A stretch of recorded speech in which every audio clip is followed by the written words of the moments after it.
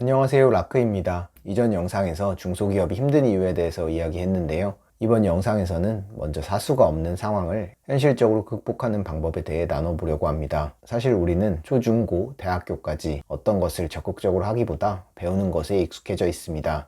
강의를 듣고 시험을 보거나 과제를 하는 것이 주로 하던 일이죠. 그러다 취업을 하게 되면 당장 회사에서 성과를 내야 하는 상황에 맞닥뜨리게 됩니다. 그런데 회사에서는 반대로 당연히 일을 잘하기를 원합니다. 이 간극 속에서 보통 처음 일을 시작하면 어려움을 겪게 됩니다. 이때 필요한 것이 바로 사수나 선배입니다. 보통 좋은 선배는 상황을 잘 설명해주고 일의 핵심을 알려줍니다. 이 일을 왜 해야 하는지, 어떻게 하면 좋은지 등 일의 맥을 짚어주는 것이죠.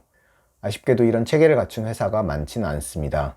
저도 공공기관 인턴을 마치고 스타트업에서 본격적으로 일을 하기 시작했을 때 사수가 없어서 꽤 고생을 했습니다. 그렇게 시행착오를 겪다가 사수 없이 나름대로 일에 적응하는 방법을 찾게 되었는데 오늘은 그 이야기를 한번 해볼게요. 첫 번째, 먼저 일하는 방법을 배우자. 제가 잘할 수 있는 직무라고 생각하고 지원한 회사에 덜컥 합격해서 일을 시작했는데 정작 일을 어떻게 하는지 잘 모르겠더라고요.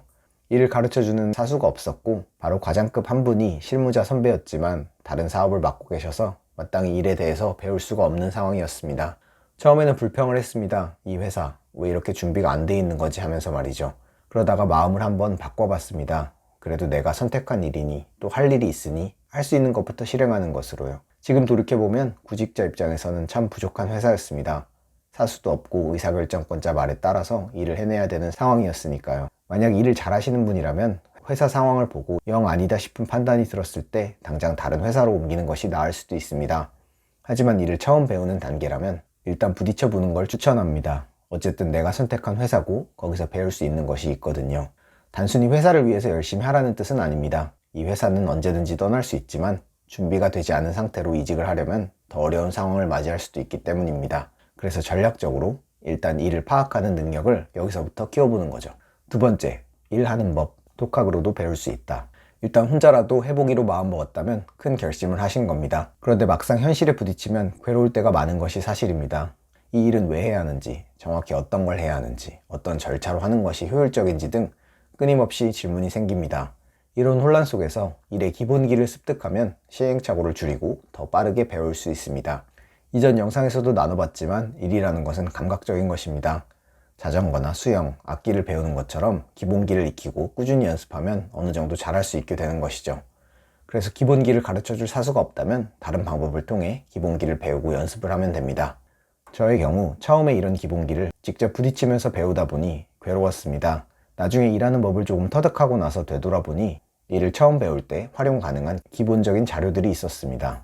그래서 이전의 경험과 여러 책, 다른 선배들의 노하우를 정리해서 업무 기본기 영상을 만들고 있습니다. 물론 처음에 기본기를 배우는데 어느 정도 노력은 필요합니다. 하지만 이 기간만 넘기면 기본기를 적용하면서 생각보다 빠르게 업무에 적응할 수 있습니다. 독학이 어려우시다면 저와 함께 기본기를 이해하고 적용해 보시죠.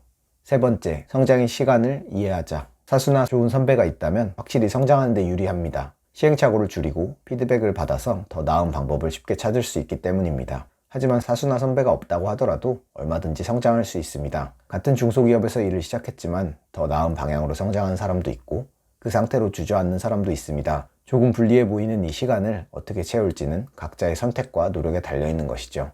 길게 보면 지금의 회사는 하나의 지나가는 과정에 불과합니다. 여러분은 더 나은 곳으로 이동할 수 있고 이 회사보다 더 큰 존재가 될 수 있습니다. 그렇기 때문에 정신없는 업무 중에도 성장에 대한 비전을 잃지 않는 것이 더 필요한 것이고요. 지금의 저는 더 큰 규모의 기관에서 일하고 있지만 새로운 일을 받게 되면 처음에 작은 회사에서 배웠던 그 일의 감각을 잘 사용하고 있습니다. 현장에서 부딪히면서 얻은 노하우는 대체 불가한 경험으로 남아서 계속 활용을 거듭하며 발전하더라고요. 지금 회사에 남아 최대한 많은 것을 배우고 현업에서 새로운 기회를 만들어 나가면 됩니다. 그때까지 나의 성장을 믿고 일단 실행해 봅시다. 나를 가르쳐주는 선배가 없어서 괴로우신가요? 바로 포기하기보다 전략적으로 현재의 상황에서 할 수 있는 것을 먼저 해봅시다. 또 다른 기회를 위해 일의 감각을 먼저 익히는 것이죠. 일은 수영이나 악기를 배우는 것처럼 어느 정도 혼자서 배울 수 있습니다. 처음에 기본기에 집중해서 이해하고 연습하다 보면 업무에 적응할 수 있을 겁니다. 마지막으로 성장에 대한 믿음을 갖고 일의 감각을 익히며 그 시간을 채워보시죠. 우리는 반드시 더 나은 상황을 찾고 기회를 만들 수 있습니다. 여러분의 성장을 응원합니다. 오늘도 영상 봐주셔서 감사합니다. 여러분의 좋아요, 구독, 댓글과 알림 설정은 영상을 만드는 데 큰 힘이 됩니다. 감사합니다.